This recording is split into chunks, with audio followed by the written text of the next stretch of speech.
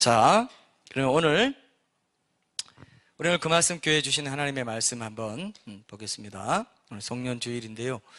로마서 14장 7절에서 9절 말씀이랑 고린도전서 7장 22절부터 23절까지 말씀 한번 보겠습니다. 이 말씀 가지고 부활신앙, 행함 있는 믿음과 어떻게 연관되나 제목으로 하나님의 말씀 나누겠습니다. 로마서 14장 7절에서 9절 말씀부터 먼저 읽겠습니다. 로마서 14장 7절에서 9절 제가 읽겠습니다. 우리 중에 누구든지 자기를 위하여 사는 자가 없고 자기를 위하여 죽는 자도 없도다. 우리가 살아도 주를 위하여 살고 죽어도 주를 위하여 죽나니 그러므로 사나 죽으나 우리가 주의 것이로다.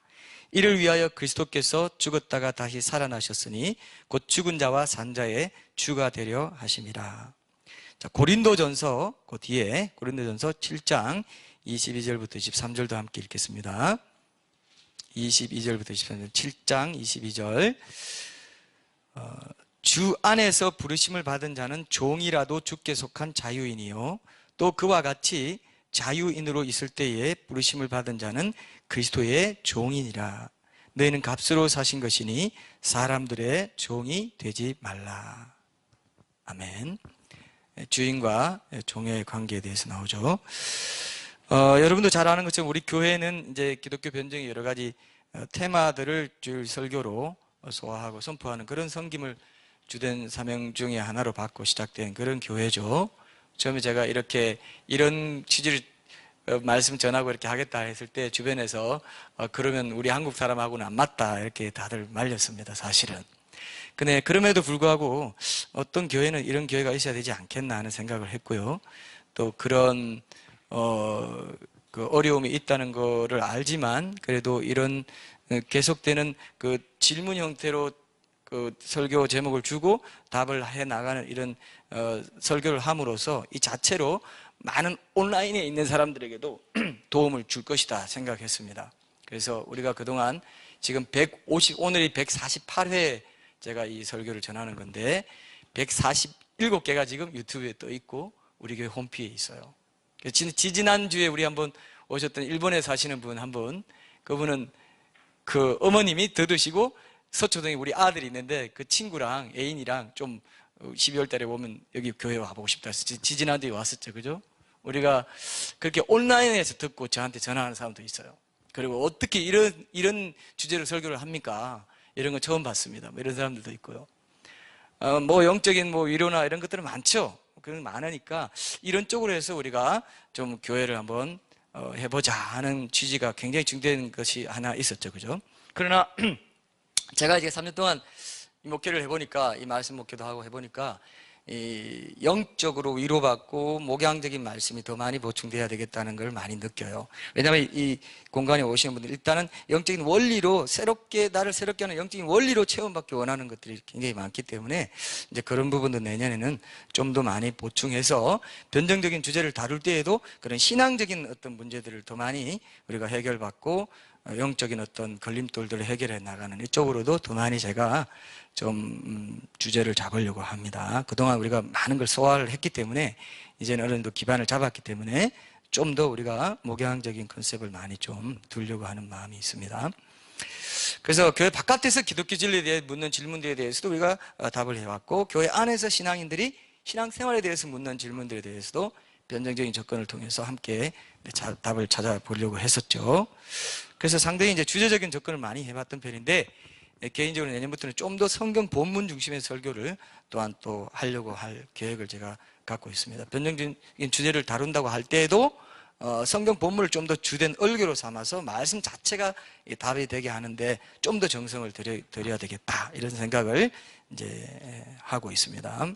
물론 그러면서 우리 교회가 중심으로 삼는 주제들은 계속해서 이제 좀 더 다각도로 심도 있게 다뤄 나갈 텐데 여러분 우리 교회가 중심으로 삼는 주제가 몇 가지 있죠? 혹시 아세요? 우리 송년주일이니까 한 해 사역을 돌아보면서 이 부분도 한번 정리하고 내년에 또 우리가 이런 방향으로 간다는 것도 좀 같이 나누는 그런 비전을 나누는 시간이기도 했으면 좋겠는데 여러분 뭐가 있습니까? 우리가 주제로 하는 게 뭐예요?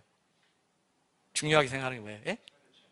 오늘 설교 제목도 있죠, 사실. 이거 이제 제가 마지막으로 하면서 오늘 본문하고 연결시키려고 하는데, 처음에 첫째로는 이제 기독교 변증에 대한 그런 부분이죠. 그죠? 그래서 설교 제목부터 이제 질문 형태로 하는 거는 처음부터 끝까지 이제 갑니다. 우리 주님 오실 때까지.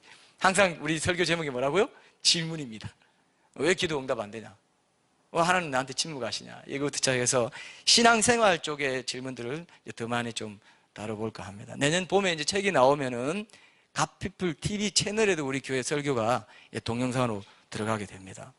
그럼 좀 더 널리 나눠질 거라고 생각하고요. 그렇게 되면 우리 교회를 세우실 때 하나님께서 품고 계셨던 목적이 좀 더 구체적으로 이루어지게 될 거라고 믿고요. 앞으로는 또 좀 긴 주제 이제 시리즈 설교를 할 때도 중간중간에 이제 1회나 2회에 걸쳐서 요즘 사람들이 궁금해하는 그런 주제들을 이렇게 설교도 하고 이렇게 좀 변화도 주면서 하려고 합니다. 그래서 사람들이 우리 교회 홈페이지뿐만 아니고 이제 유튜브나 피플 TV 이런 데서도 이제 설교 제목만으로도 자기의 궁금증을 해결받고 좀 해답을 찾아 나갈 수 있도록 구체적으로 도울 수 있게 되는 그런 그 일을 하게 되리라 믿어요. 내년부터는 조금 더 우리의 사역이 이제 그런 부분에서 또 보편화되리라고 생각하고요. 그래서 우리 교회가 이제 작지만 영향력 있는 그런 교회가 되어 가리라 생각합니다. 마지막 때에 이제 이런 교회의 존재 가치를 알게 되는 사람들이 더 많이 모여서 아름다운 신앙 공동체가 더 잘 이제 일구어져 갔으면 하는 그런 바람으로 저 기도하고 있고요. 그리고 이제 이런 변증의 주제와 함께 성경에서 난해 구절로 취급되어 오는 말씀들에 대해서도 제가 하나씩 이제 훑어가야 되겠다 하는 생각을 하고 있습니다. 그동안 우리가 변증의 기본 되는 것들을 쭉 다뤄왔기 때문에 조금 더 폭넓게 이 부분들을 좀 다룰 수 있을 것 같습니다. 그래서 우리 신앙이 여러분 자라지 않는 이유 중에 하나가 뭔지 아세요, 여러분? 우리 신앙이 자라지 않는 이유 중에 하나가 뭐냐면은 성경의 내용들에 대해서 뭔가 미심쩍고 안 풀리는 부분들이 있는데도 그냥 적당히 덮어놓고 지나가는 그런 경우가 많기 때문에 그 부분은 계속 해결되지 않은 채로 어둠 가운데 있어요.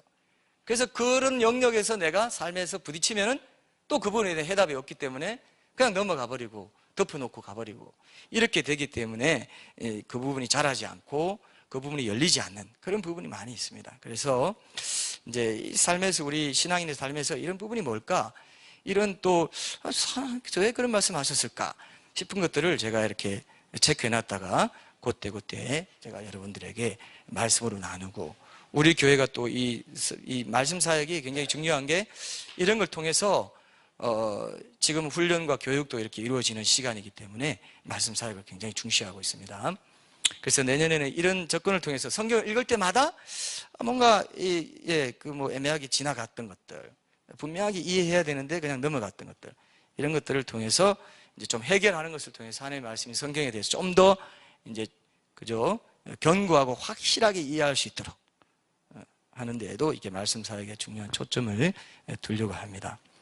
여러분 송년주일 같죠? 그죠? 우리가 해왔던 것과 내년에 할 것들을 조금 이렇게 같이 나누면서 이런 부분들을 한번 비전들을 정리하는 시간이 또 필요하겠다 싶었습니다. 둘째로 우리가 또 중요시 여기는 게 뭐냐 하면은 마지막 때에 깨어있는 신앙에 대한 주제입니다. 이스라엘의 회복을 포함해서 마지막 때의 징조들을 여러 방면에서 이제 계속 탐구해 나갈 것이고요. 그것의 결과로서 예수님이 다시 오실 것을 기다리는 신부로서 교회의 휴거를 기다리는 신앙의 삶을 어떻게 말씀에 따라 충실하게, 그죠? 신실하게 이뤄나갈 것인가. 이런 데 대한 이제 조명이 계속 강조되고 이어지리라고 생각합니다. 그리고 내년에 이제 세 번째로 좀 더 본격적으로 제가 다루려고 하는 주제가 있는데 그게 성령의 은사에 대한 부분입니다. 그래서 내년에는 기도를 이제 주제라는 설교부터 시작해가지고 방언과 예언, 하나님의 음성 듣기라든지 즉사와 치유 이런 데 대한 주제들도 중간중간에 틈틈이 이제 나눠갈 계획이고요. 여러분 그 복음주의가 한국 땅에 들어오고 미국의 그런 이성주의적인 신앙의 영향이 많이 이제 들어오면서 이제 이성주의적이기만 한 기독교도 많이 생겼어요. 그래서 보면은 굉장히 그 이성적으로만 생각합니다. 그리고 하나님의 말씀을 성경에 있는 고기만 딱 가둬놓고 기적도 없고 신비로운 것도 없고 그런 걸 추구하면 잘못되기 쉽다는 것 때문에 마치 그죠? 목욕물 버리느라 애기까지 버리는 이런 일들이 많이 있어 왔어요. 그래서 이제 그동안은 제가 전혀 다루지 않았지만 하나님께서 그런 마음도 주시고 해서 이성주의적이기만 한 기독교는 신비주의적이기만 한 기독교 못지않게 비성경적인 기독교예요. 그죠? 신비주의로만 쫓아가도 그건 완전히 이단에 빠지기 너무 쉬워요. 잘못된 게 많습니다. 그래서 교회에서 방언은 인정하지만 예언은 인정하지 않아요. 왜? 예언은 워낙 사고를 많이 일으킵니다. 가정재단 쌓고 막 누구 권사님 용하다더라 해서 절대로 안 돼요. 그래 되면 이제 교회가 와해되어 버립니다.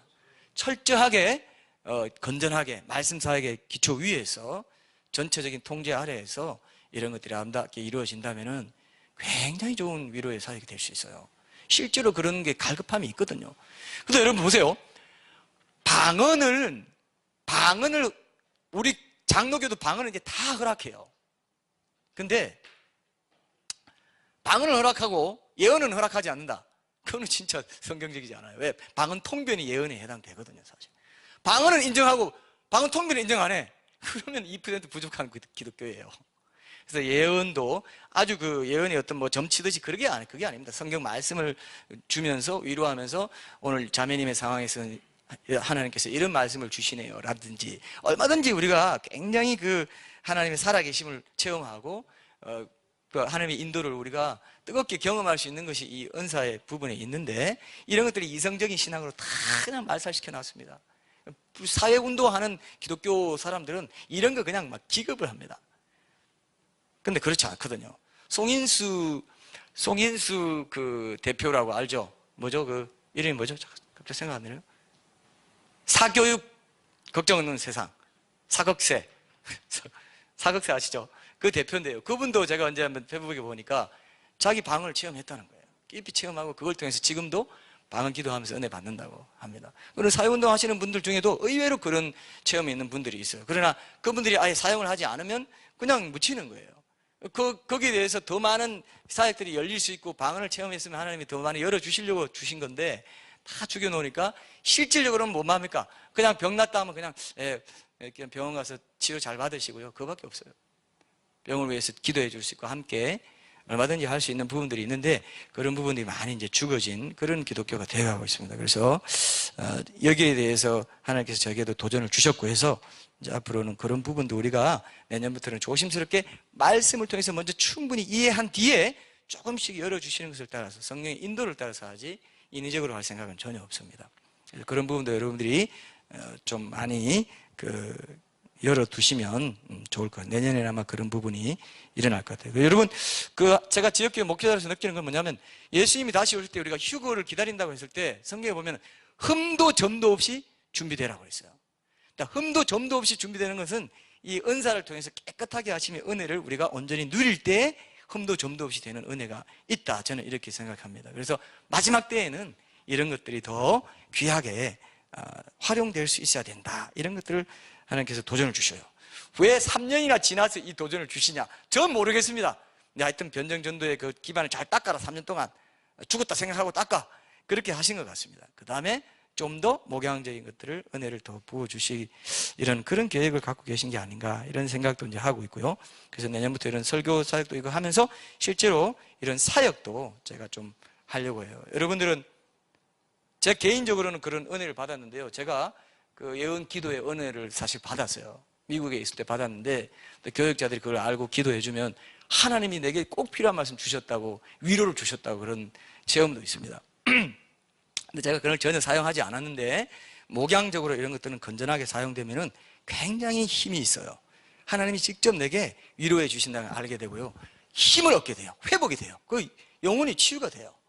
여러분 이거 아시죠? 이런 게 굉장히 좋은 거거든요. 사실은 건전하게만 행해진다면은. 그래서 내년에는 이런 것을 통해서 여러분들 지금 어떤 여러분 삶이 되어야 되냐면요.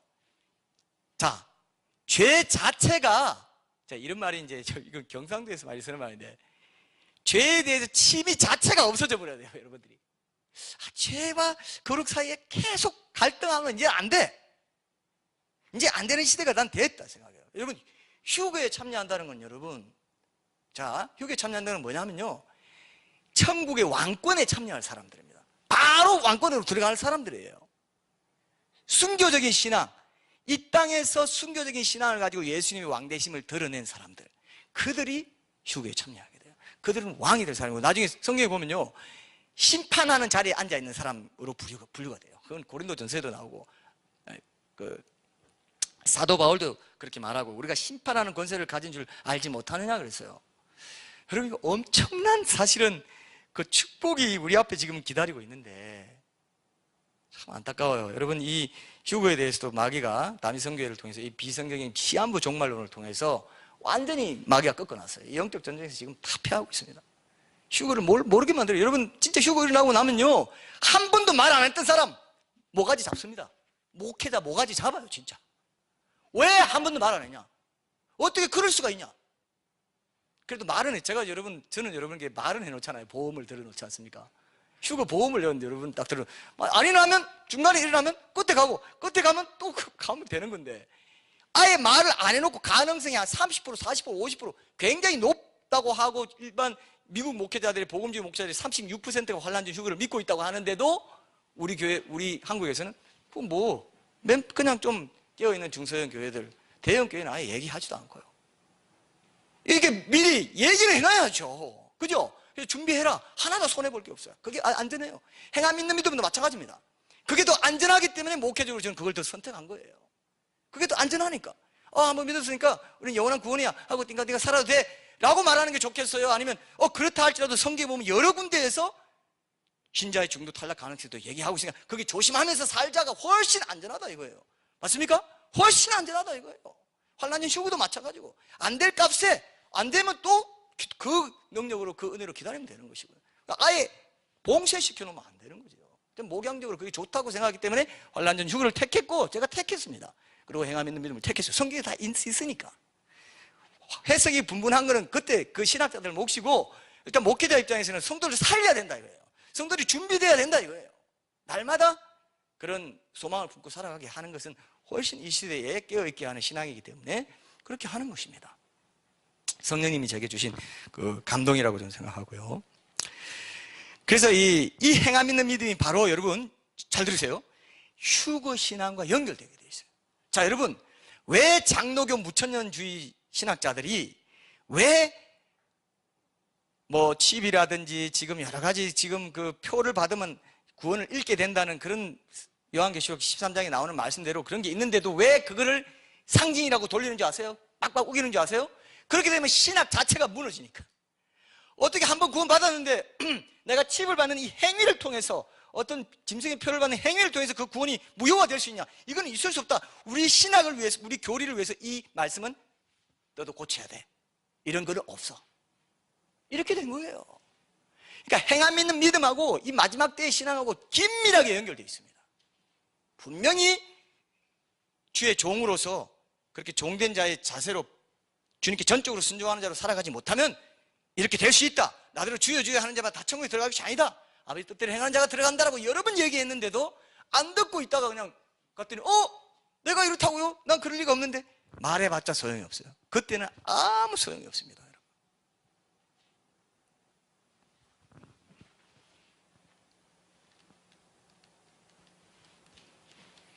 자, 여러분들이 이 부분에서 분명히 그 각성을 하셔야 돼요. 그래서 지금 지난주에 제가 말씀드렸죠? 지금 핸드페이 시대가 오고, 생체 인식 시스템으로 지금 손만 얹어도 되고, 지문으로 되고, 눈동자로 되고, 얼굴로도 되고, 이렇게 지금 서구에서는 계속 되고 있습니다. 그래서 전혀 현금 없는 사회가 당연한 것처럼 가고 있잖아요. 하나님이 놀랍게 이 부분을 지금 자연스럽게 이끌어가고 있는데도 다 그냥 눈이 멀었어요. 그건 우리가 상관없어. 하나님이 가장, 여러분, 재림에 대한 말이 초림보다 더 많아요. 성경에 가장 중요하게 생각하는 이 재림의 사건에 대해서, 그 직전 직후에 일어날 세계 역사에 대해서 하나님이 성경에 기록 안 했다고요? 하나님이 자기 종들에게 말하지 않고는 절대로 시행하지 않는다 했는데 얘기 안 했다고요? 말이 안 되는 거죠. 그런데 무천년주의 신학자들은 다 아니야. 지금 언제까지나 우리는 세상이 계속되고 지금 항상 우리가 천년 시대를 살고 있는 거야, 교회 시대가. 전혀 그게 굉장히 위험한 생각이라고 봅니다. 왜냐하면 성도들 잠재우니까, 성도를 마지막 때 깨어있지 못하게 하니까. 그래서 행함 있는 믿음에 대해서 제가 굉장히 강조하는 거예요. 왜냐하면 변정전도 자체가 또 양육전도에 중요한데, 이 행함 있는 믿음이 제대로 안 되면 결국 전도의 목적이 뭡니까? 천국 가게 하는 것인데 그게 안 된다는 것입니다. 그게 이루어지지 않는다는 거예요.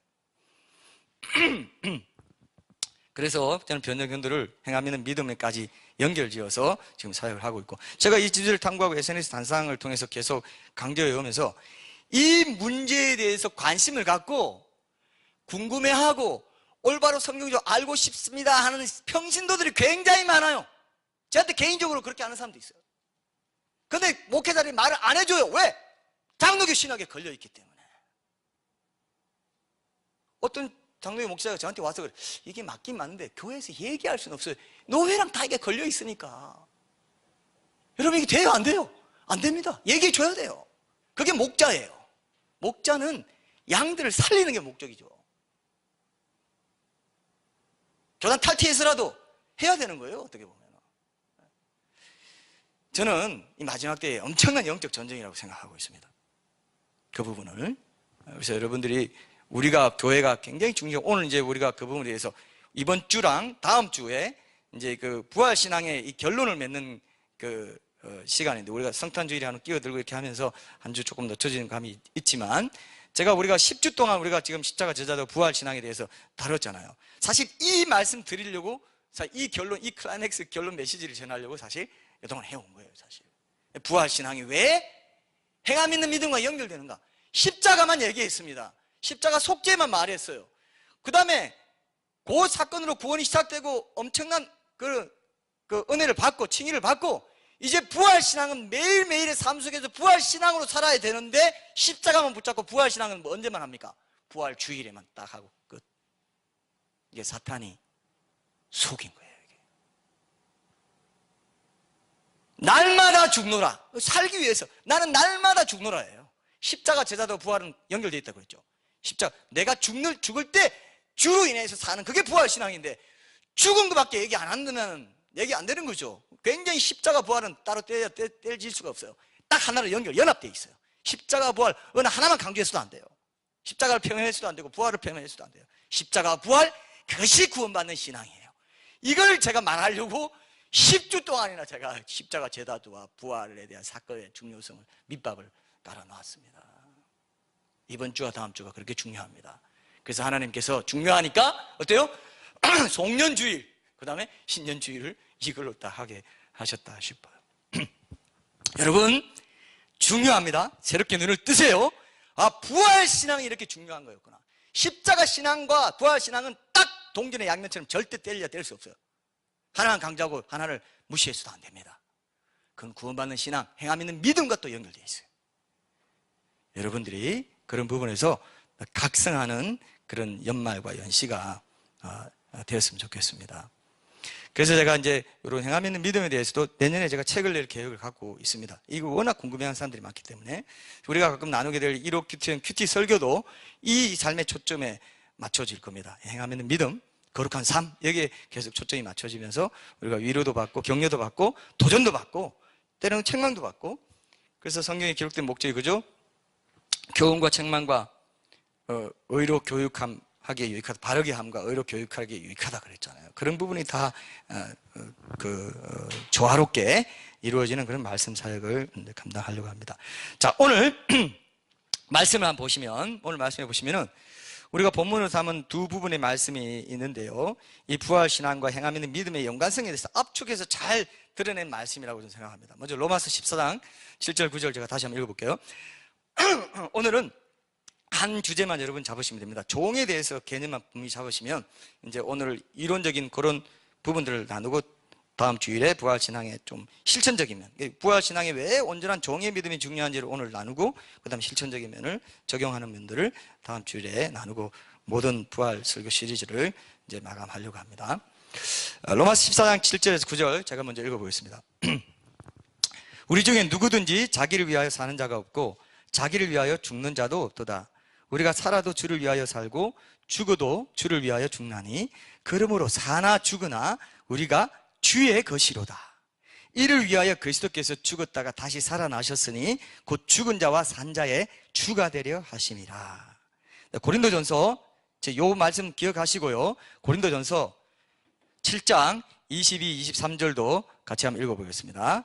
제가 읽겠습니다. 고린도전서 7장 22, 23절 제가 읽겠습니다. 주 안에서 부르심을 받은 자는 종이라도 주께 속한 자유인이요 또 그와 같이 자유인으로 있을 때에 부르심을 받은 자는 그리스도의 종이니라. 너희는 값으로 사신 것이니 사람들의 종이 되지 말라. 오늘 영상에서도 봤죠? 죄의 종 아니면 그리스도의 종이에요. 죄의 종은 뭡니까? 모든 세상 사람들, 죄를 범하면서 살아가는 모든 세상 사람들, 누구 종이라고요? 죄의 종이에요. 그리고 누굽니까? 그리고 예수님을 따르는 사람들은 그리스도의 종이에요. 종입니다. 그래서 우리가 이 본문 말씀의 핵심 주제를 한마디로 요약하면 뭐냐면, 부활신앙이라는 것은 나를 살리시려고 나 대신 죽으셨다가 다시 살아나신 예수님을 주인으로 삼은 그분의 종으로 살아간다는 거예요. 그분의 종으로 주인으로 모신 그분의 종. 나 대신 죽으셨다가 다시 내 죄값을 지불하시고 나를 사신 겁니다. 사셨다 그래요. 그래서 사나 죽으나 우리가 주의 소유다 이겁니다. 주의 소유. 종이란 것은 주의 소유란 뜻입니다. 주의 종이란 것은. 근데 우리가요, 의외로 예수님이 주인이란 말과 우리가 그분의 종이라는 말 자체, 그러니까 이 관습적인 용어 자체에만 익숙해져 가지고 주인과 종의 관계가 성경에서 얼마나 중요한지, 구원받는 신앙에도 얼마나 중요한지, 성화의 삶이 얼마나 중요한지를 우리가 놓치고 살아갈 때가 너무 많습니다. 오늘 우리가 그 부분을 확실하게 패러다임 전환이 돼야 됩니다.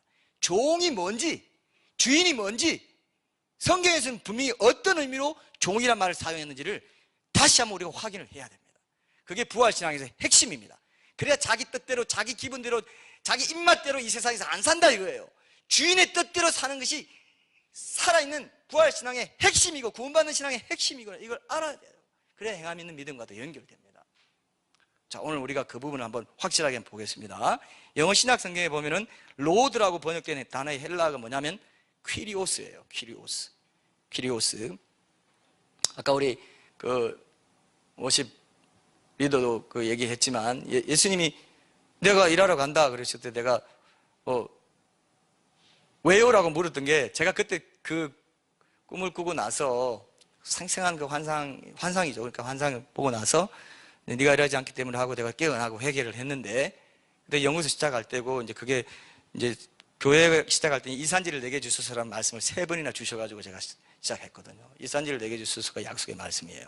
이산지, 이 부분이 필요한 영혼들을 위해서 그 말씀 기회가 세워졌어요, 사실은. 그래서 연결되는데요. 그때 제가 어떤 걸 느꼈냐면은, 코바디스가 여러분 뭡니까? 코바디스가 주여 어디로 가시나이가 아닙니까? 그죠? 코바디스, 그죠? 쿠오바디스, 퀴리오스가 그거 연결되거든요. 그게 생각나더라고. 이제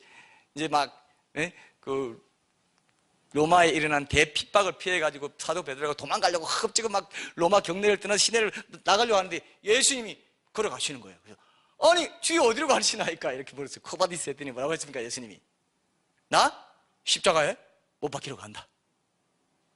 그래서 어떻게 됐습니까? 그래서 베드로가 어떻게 돼요? 거기서 회개하고 오히려 내가 십자가에 못 박혀 로마역으로 들어가야 되겠다. 거꾸로 십자가에 못 박혀 죽었잖아요. 순교했잖아요. 그러니까 그런 그 컨텍스트가 연결돼서 생각이 났어요. 내가 일하러 간다 그러시길래 왜요? 했더니 네가 일하지 않기 때문이다. 이게 똑같잖아요. 그죠? 그게 생각났어요.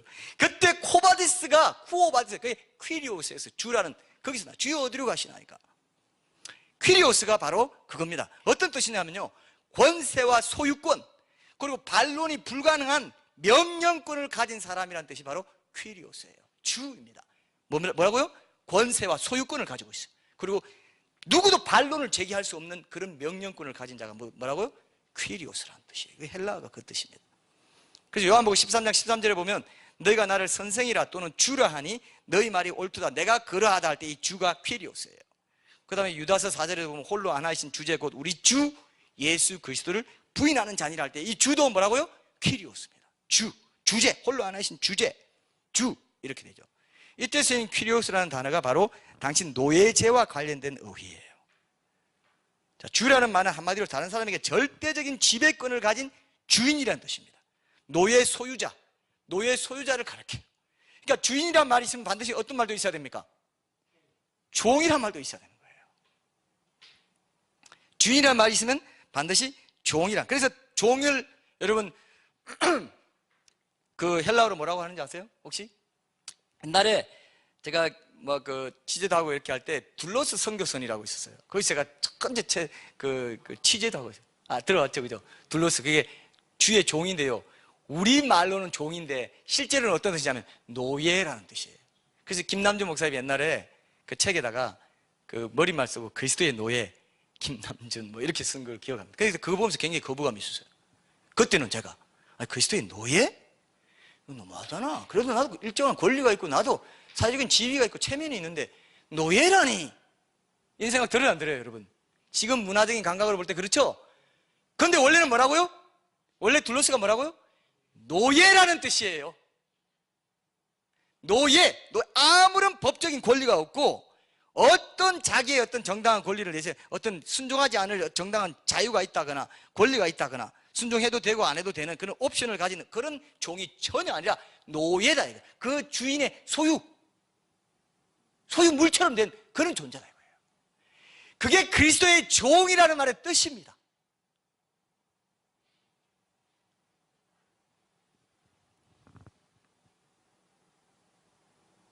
그들이 순종할 것을 선택할 수 있는 게 아니에요. 순종하지 않을 정당한 자유가 전혀 없는, 권리나 아무것도 없는 거예요. 없는 사람이에요. 그게 노예입니다.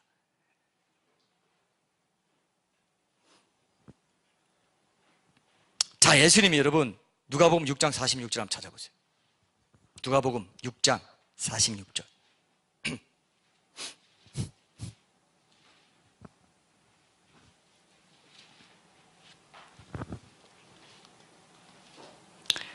누가복음 6장 46절 제가 읽어볼게요. 너희는 나를 불러 주여 주여 하면서도 어찌하여 내가 말하는 것을 행하지 아니하느냐. 입술로는 자신을 존경한다 하면서도 삶으로는 그러지 않는 사람을 책망하신 겁니다. 여기서 예수님을 주라고 고백하는 사람들은 반드시 그의 명령에 절대 순종하는 종이라는 정체성을 갖고 그렇게 고백해야 되는데, 너는 주여 주여 하면서도 내가 절대적인 소유권을 갖고 명령권을 가진 내가 종이고 나의 노예인 너희들에게 말하는 걸 왜 행하지 않냐. 이거 말이 안 된다 이거예요. 주여 주여 하면서 말씀에는 순종 안 한다 이거예요. 그럼 넌 노예 아니야. 내 종 아니야. 너는 구원 아니야, 이 뜻입니다. 그런 사람 나오죠? 로마서, 마태복음 7장 23절 나오죠? 그죠? 여러분 너무 잘 알죠? 습관적으로 주여 주여 했습니다. 그리고 최후 심판 날에 습관적으로 주여 주여 하기만 하고 하나님 아버지의 뜻대로 행하지 않은 수많은 신자들이 예수님께로부터 뭐란 말을 들었습니까? 내가 너희를 도무지 알지 못하니 불법을 행했다. 노예인데 주인의 말을 전혀 순종하지 않았다. 불법자야 너는. 그게 불법입니다. 종, 노예, 내 소유권인데 소유권자가 나야, 너가 아니야. 네가 네 삶의 주인이 아니야. 내가 네 삶의 주인이야. 그런데 불법을 행해버렸어요. 내가 내 삶의 주인이요. 너 뭐야? 너 말해도 난 별로 상관없어. 난 내 뜻대로 살 거야. 내가 좋아하는 것 따라, 내 귀여움에 따라, 내 취향에 따라, 이 세상에 내가 눈에 보이는 즐거운 것 따라 살 거야. 그래도 나는 신앙인이야. 난 교회 다녀. 그러면 그 사람들 주여 주여 입으로만 주여 주여 하고 내가 말하고 행하지 않는 너 불법이야. 맞습니까? 제 말입니까? 성경이 있어요. 성경이 있어요? 제 말입니까? 성경이 있잖아요. 청청병력 같은 그런 선고를 듣게 될 신자리, 그날에 많은 사람들이 나한테 와서 그런다고 했어요. 그 사람들이 이 땅에 살 때는 자기들이 다 진실한 교사, 진실한 신자인 줄 알았던 사람들이에요. 그러니까 와서 따지는 거예요.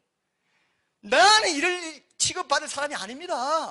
나는 얼마나 칭찬 많이 받고 교회에서 얼마나 내가 높은 직위에 있고 내가 경력이 얼마나 많은데, 교사를 몇 년 했는데 선지자 노릇하고 여러 가지 기술들, 은사도 엄청나게 많았다고. 내가 신실한, 꿈에도 생각지 못한 사람들이 다 와가지고, 많은 사람들이 와가지고 주여 주여 내가 주의 이름을 쓴 적, 내가 이렇게 말했는데 이게 무슨 일입니까? 너는 모르겠다. 이 불법을 행하자. 너는 내 종이라고 하면서 내 말 전혀 순종하지 않았어. 이 불법자야. 떠나가. 예수님 떠나가는 것은 지옥입니다. 예수님과 함께 있는 게 천국이고요. 지옥 천국 외에 다른 데가 없어요. 자, 우리가 본문 말씀에서 만나게 된 이 둘로스라는 헬라어의 진정한 의미를 올바로 이해하는 게 우리 각자의 영원한 구원의 문제에서 굉장히 중요하다 이거예요. 원래 뜻이 뭐냐? 원래 뜻이 뭐였냐? 그 맥락이 뭐였냐? 그 용례가 어떻게 되냐? 이게 우리 생명을 좌우합니다. 이 헬라어는요, 둘로스라는 헬라어는 신학성에 아주 흔하게 나오는 단어예요. 이 단어와 그 파생어가 신약에 130회 이상 나옵니다. 그래서 이게 무슨 뜻이냐면 참된 그리스도인이 된다는 것의 의미를 설명할 때 이 단어가 사용됐어요. 참된 그리스도인이 뭐라고요? 그리스도의 노예다 이거예요. 사나 죽으나 우리가 주의 것이다. 누구도 자기를 위하여 살지 않나 더 이상. 그리스도인이 됐다? 신앙 고백했다? 뭐냐? 더 이상 자기를 위하여 살지 않고 주를 위해, 주인인 종의 모든 명령에 대해서 전적으로 노예로 순종하는 지위를 가진 그 사람이 종의 정체성이에요. 지금 이런 말 하면요, 교회 사람들 반란이 일어날 겁니다. 무슨 소리냐, 이 시대에 말이나 돼 하니까 기쁨이 없고 평안이 없고 진정한 신앙의 맛을 못 봐요. 아무리 오랫동안 신앙생활을 해도, 아무리 오랫동안 주일 예배 드리고 교회를 다녀도 기쁨이 없어, 평안이 없어. 왜? 자기 자리에 있지 않기 때문에. 종의 자리에 있어야 기쁨이 넘치는데, 종이 자기 삶의 주인이 자기야. 자기 삶의 주인이 예수님이 아니에요. 자기의 종이 돼 있어요. 자기를 기쁘게 하는 종이 돼 있어요. 주인을 기쁘게 하는 종이 아니고. 그러니까 내게 기쁨이 있어요, 없어요? 절대로 없죠. 있다면 가짜 기쁨, 가짜 평안이죠. 심판날에 다 드러납니다.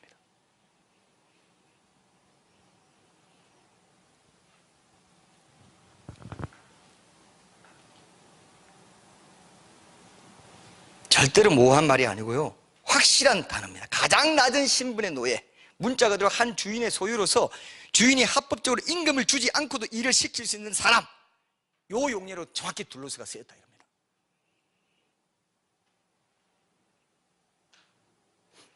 성경에 보면은 이 둘로스는 지위나 권리가 전혀 없는 사람인데, 성경에는 다른 이 종을 의미하는 헬라 둘로스 말고도 여러 단어가 있어요. 어떤 단어가 있냐면 뭐 집안의 종이라든지 심부름하는 어린 소년이라든지 고차원의 섬김을 수행하는 품위 있는 종, 이런 말들이 많이 있어요. 종을 가리키는 단어가 많아요. 근데 오직 하나 둘로스는 뭐라고요? 아무 권리가 없고 가장 낮은 지위에 있는 노예, 전적으로 주인에게 매여 있는 종, 그 뜻입니다. 근데 하나님이 하나님 말씀에 이 그리스도인의 정체성을 가리킬 때 이 단어 하나만 딱 빼가지고 거기 딱 박아놨다 이거예요. 둘로스, 항상 둘로스로만 번역했다 이거예요. 그 말만 넣었다. 이 그리스도인의 지위를 가리킬 때는 이게 하나님의 영감으로 된 것이 이 말씀이기 때문에 그렇습니다. 근데 개역 개정 성경이나 우리 개역 성경에 보면은 영어 성경도 마찬가지예요. 다 어떻게 해요? 노예로 안 해놔 슬레이브라고 번역 안 했어요. 그냥 servant, 종. 그냥 너무 심하니까 우리 문화로 감당이 안 되고 노예라고 하면 여러분 노예라고 하면 뭐가 떠오르요? 저는요, 제 개인적으로는 그 옛날에 여러분 이 드라마를 아는 사람은 제 세대입니다. 또 제 세대가 좀 있을 것 같긴 한데, 뿔이라는 옛날 드라마 아시죠? 이 미국 드라마죠, 그죠? 그 주인공 이름이 뭡니까? 쿤타킨테. 이거 아는 분 많지 않은데 쿤타킨테예요. 나는 뭐 노예라고 하면 항상 쿤타킨테가 생각나. 뭐 노예라고 하면 어떤 이미지가 있냐면은 이 사람은 주인의 소유입니다 해가지고 코골이 같은 거 있죠. 이렇게 막 이런 거라든지 뭐 문신했다든지 뭐 발에 뭐 쇠고랑이 있고 뭐 이런 느낌이에요. 아까 우리가 영상에서 본 것과 비슷하게. 노예라고 하면 그거예요.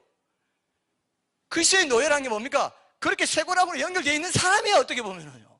근데 그걸 생각하기 싫은 거야. 에이, 나를 인격도 대하고 날 친구라고 했는데 그럴 리가 있나? 친구이면서 종인 거예요. 참 희한한 관계, 인격적인 관계이면서도 절대 복종의 관계예요. 그러면서도 굉장히 친밀하게 지낼 수 있는 아주 귀한 관계거든요. 이걸 알아야 진정으로 행복해지는 비밀이 여기에 있는데 사람들이 종이 되기 싫어하네. 노예, 무슨 죄? 내 권리가 있지, 내 취향이 있지, 내 취미가 있지, 내가 살아온 경험이 있는데, 지식이 있는데, 내 지혜가 있는데, 내 사회적인 위치가 있는데 어떻게 그렇게 해?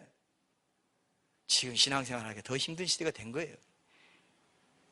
민주주의 시대라고 하는 것들이 이런 부분에서 굉장히 또 좋은 면도 있지만 또 성경적으로 봤을 때 역행하는 것도 있는 거예요.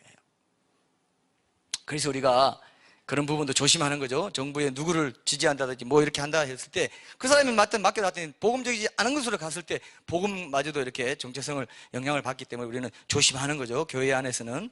자, 그런 부분도 마찬가지입니다. 어쨌든 노예만을 가리키는 말이 성경에 딱 박혀 있다 이겁니다. 우린 뭐 종이나 메인 종 정도로 생각하고, 옛날에 그 농노제 있잖아요. 소작인들이 그 밭을 떼가지고 농노제, 그죠? 소작인들이 주인에 매여 있는 그 정도의 종으로 생각하면서 성경 읽으면은 진짜 성경에서 의미하는 바를 우리는 읽을 수가 없어요.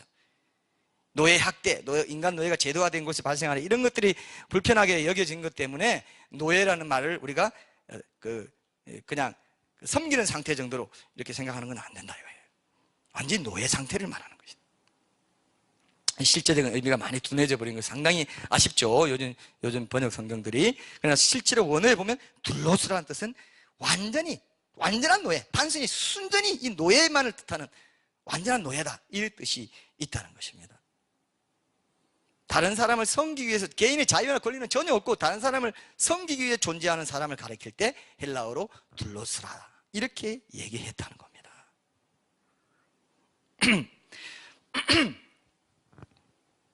그래서 그렇게 생각하고 여러분, 제가 한번 고린도전서 7장 22절 23절 다시 한번 읽어볼게요. 여러분 한번 생각해봐요. 종이란 말을 그렇게 생각하고 한번 읽어보겠습니다. 제가 주 안에서 부르심을 받은 자는 종이라도 주께 속한 자유인이요 또 그와 같이 자유인으로 있을 때에 부르심을 받은 자는 그리스도의 종이니라. 너희는 값으로 사신 것이니 사람들의 종이 되지 말라. 사람들의 종이 되어 있는 그리스도인들이, 사역자들이 너무 많습니다. 교단의 종이 되어 있고요, 어떤 신학의 종이 되어 있고요, 사람 눈치의 종이 되어 있으니까 바른 게 나올 수가 없어요. 지금 이 마지막 때에는요, 특히 하나님이 그런 것을 보십니다. 자기 생계, 자기 어떤 그런 이권, 이런 것이 그런 것에 종이 되어 있는 사람은 절대 그리스도의 종이 될 수가 없어요. 특히 마지막 때에는 더 그렇다는 걸 제가 알았습니다. 제가 알았어요. 그래서 자유함이, 진리 안에서 자유함이 제일 중요하구나. 크든 작든 그건 중요한 게 아닙니다. 이 자유롭게 진리를 선포할 수 있는 강단이 있다는 이 자체가 엄청난 축복이에요, 여러분. 맞습니까? 맞습니까, 여러분? 오늘 송년주일 보내면서, 신년주일 맞으면서 우리가 이걸 확인해야 돼요. 내 생명이 달린 거니까 내가 살고 봐야 돼. 내가 살고 봐야 돼요. 내가 살아야 돼요. 어느 교회 다니고 뭐하고 크게 다 필요 없어. 다 필요 없어요. 다 필요 없어요. 진실한 종으로, 진실한 주의 말씀의 종으로 함께 천국 갑시다 하는 그 강단이 필요한 거예요.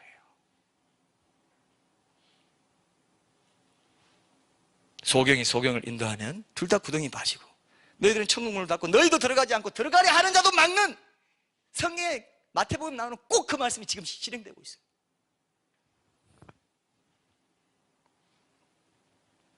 성경에 그렇게 돼 있으면 하나님 나 살려주십시오. 내가 종으로 안 살았네요. 내가 간땡이가 부어도 보통 부은 삶이 아니었네요. 하나님 내가 회개하겠습니다. 내가 이거 다시 보겠습니다. 이게 돼야 돼요. 오늘 이 말씀을 확인했다면 여러분들이 해야 될 게 뭐냐면요, 회개하셔야 돼요. 내 자율권이 전혀 없고 타인의 자율권이 그 자신의 자율권보다 우선되는 그런 삶이 종이란 걸 오늘 알았다면 스스로 분별해서 섬길 거 섬기고 안 섬길 거 안 섬기도 돼. 주인이 명한 것에 대해서 내가 취사 선택할 수 있는 그건 종이 아니라 이거예요. 종이 아니라 이거예요. 구원받는 신앙 아니라 이거예요. 주여 주여 하면서 왜 내 말한 대로 행하진 않니? 이 불법을 행한 자라. 난 넌 몰라?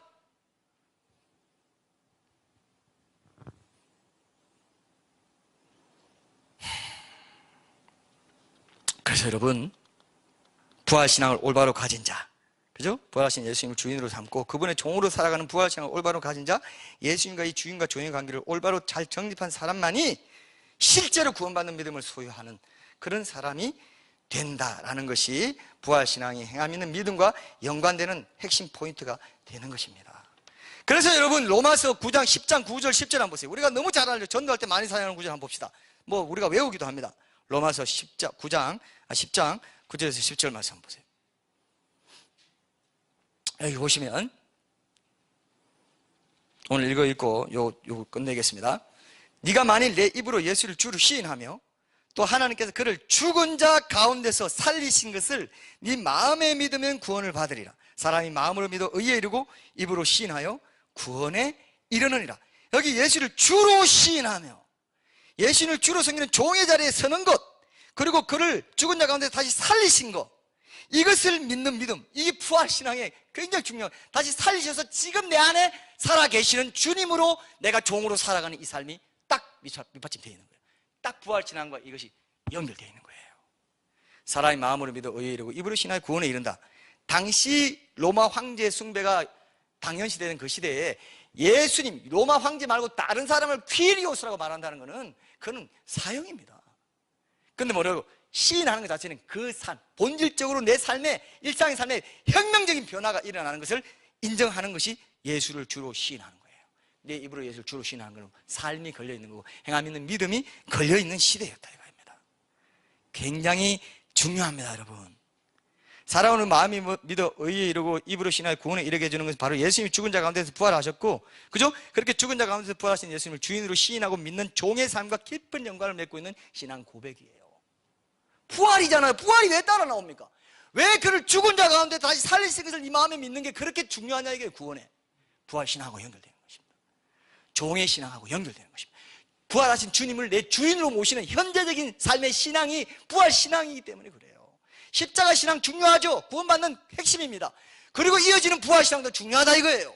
그래서 부활을 얘기하지 않습니까? 부활하신 주님을 너의 주인으로 모시고 사는 종의 삶, 그 신앙 고백이 네가 있느냐?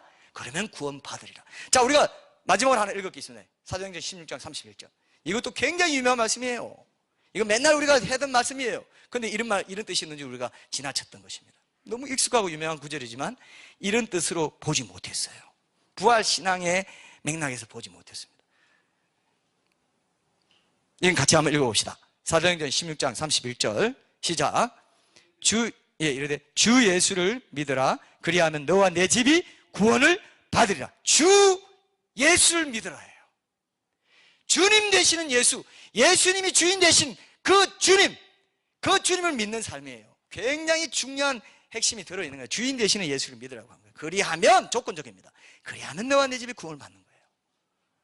주 예수를 믿는다는 게 이미 행함 있는 믿음, 십자가 구원의 보혈의 피를 믿고 행함 있는 믿음이 연결된 부활신앙까지 포함하는 거예요. 주 예수를 믿는다는 거는 주인으로 섬기는 거기 때문에. 근데 아니래요. 아니라는 거예요.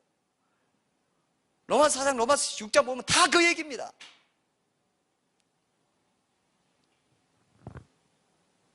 조건적인 약속, 모든 일상의 삶에 혁명적인 본질적인 변화가 요구되는 정체성의 변화, 지각 변동을 일으키는 그러한 삶이 주님이 우리에게 요구하시는 삶이라는 겁니다. 그것도 단순한 주인과 단순한 종이 아니에요. 노예와도 같이 자기 권리를 전혀 내세우지 않고 절대적인 권리를 가지신 주인의 명령에 전적으로 순종하는 그런 종으로서의 삶이 요구되는 믿음, 그것이 초대교회의 부활신앙이었고 지금도 똑같이 요구되고 있다 이거예요. 변질된 게 아니에요. 그 부분과 함께 실천적이면은 다음 주에 같이 나누면서 신전주의를 힘있게 시작하도록 하겠습니다. 찬양하고 기도하겠습니다.